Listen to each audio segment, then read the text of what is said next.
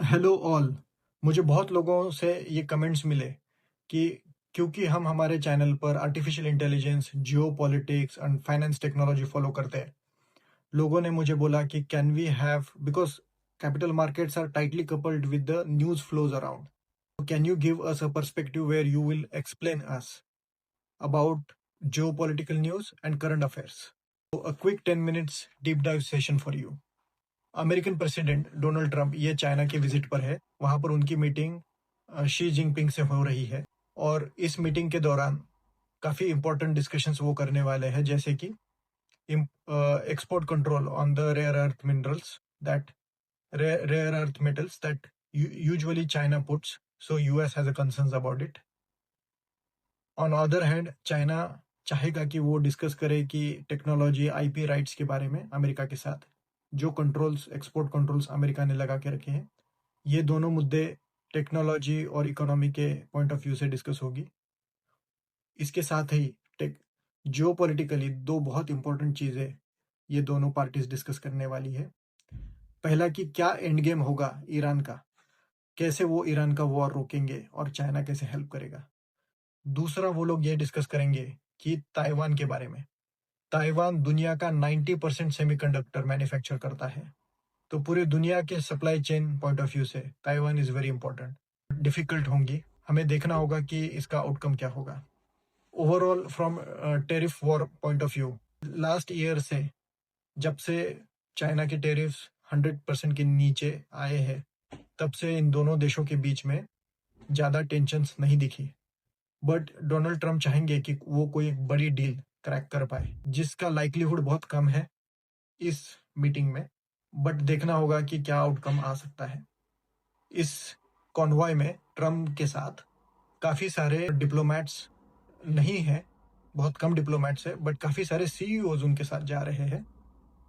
एक जमाना था जब हेनरी किसेंजर जैसे डिप्लोमेट्स अमेरिका को लीड करते थे, वैसे इम्पैक्टफुल डिप्लोमेट्स की कमी उनके साथ दिख रही है। सीईओज जैसे इलॉन मस्क उनके साथ है।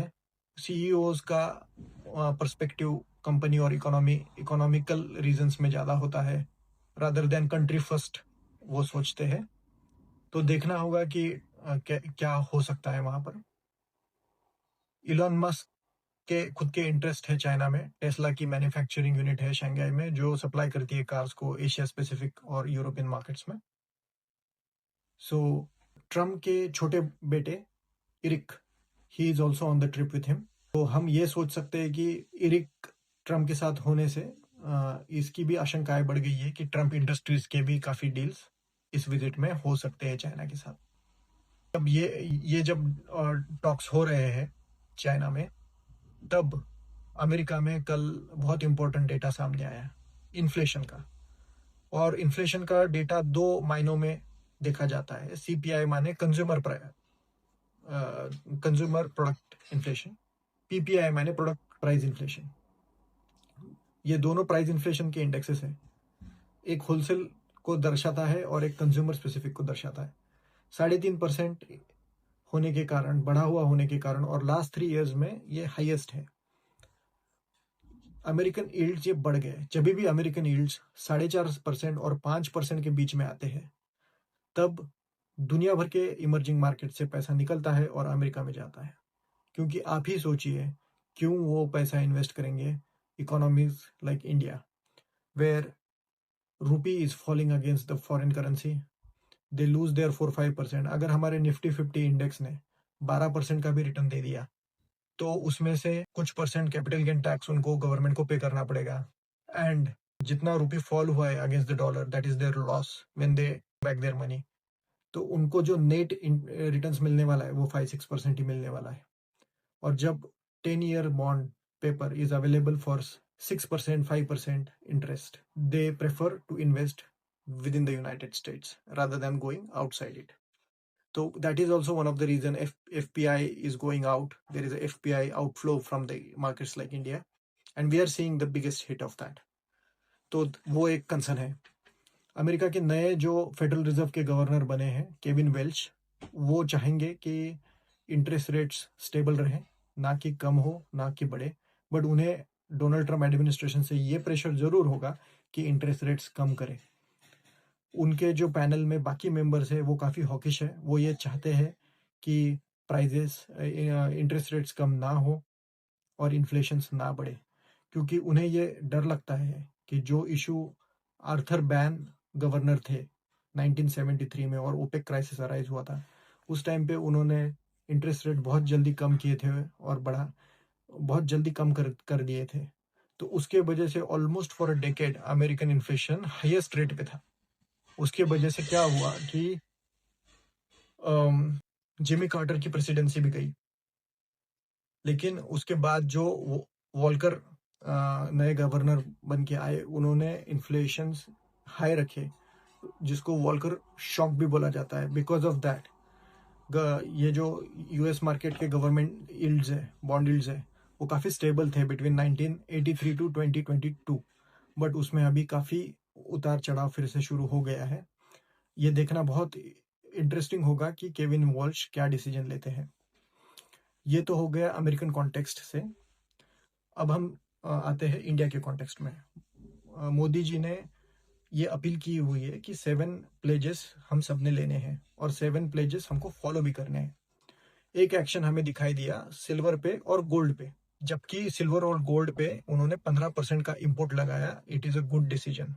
बिकॉज ऑफ दिस क्राइसिस हम ये एक्सपेक्ट कर रहे हैं कि government take a leverage of this situation and कुछ रिफॉर्म्स करे, जैसे उन्होंने जीएसटी रिफॉर्म किया। तो ये रिफॉर्म्स के लिए काफ़ी अच्छा माहौल बन चुका है। बिकॉज हम क्राइसिस में हैं, रिफॉर्म्स लेना इजी होगा और पॉसिबल भी होगा।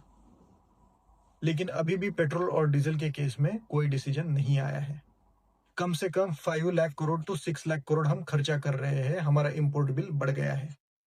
ये 5 लाख करोड़ से 6 लाख करोड़ का इंपोर्ट बिल बढ़ना हमारे ऊपर फिस्कल प्रेशर क्रिएट कर रहा है।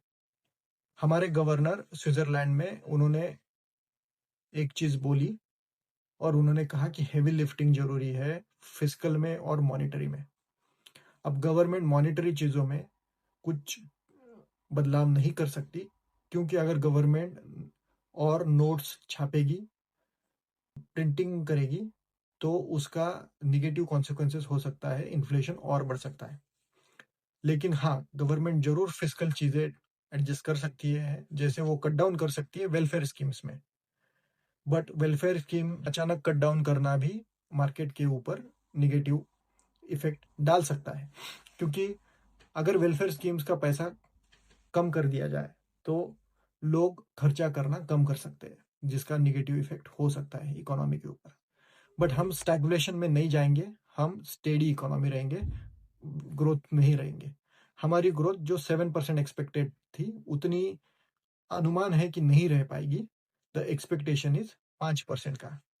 हमारे एआई मॉडल्स में हम जो डेटा अभी बना रहे हैं, and I will share that with you all audience, and we are trying to predict there what will be our growth. So we are currently doing the funnel for that. जब भी उसका report available होगा, I will share with our community. But अनुमान ये लगा लिया जाए, stagflation नहीं होगा और हमारा ग्रोथ कम से कम 5 से 6% का होगा। तो 2% का घाटा अभी अभी दिख रहा है इस पॉइंट ऑफ टाइम पे।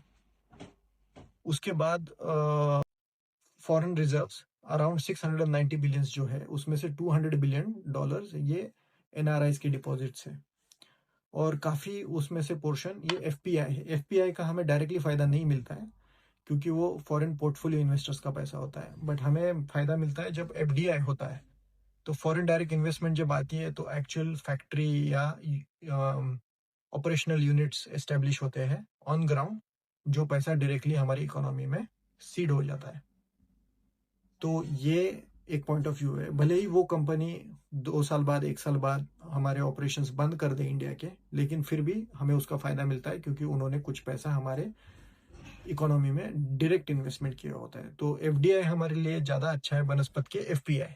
एफपीआई में जो पैसा आता है वो शेयर मार्केट्स में जाता है डायरेक्टली, बट एफडीआई में जो पैसा आता है वो उससे ज़्यादा स्किल्ड लेबर्स बनते हैं और एम्प्लॉयमेंट सुधरती है और इकोनॉमी में पैसा घूमता है।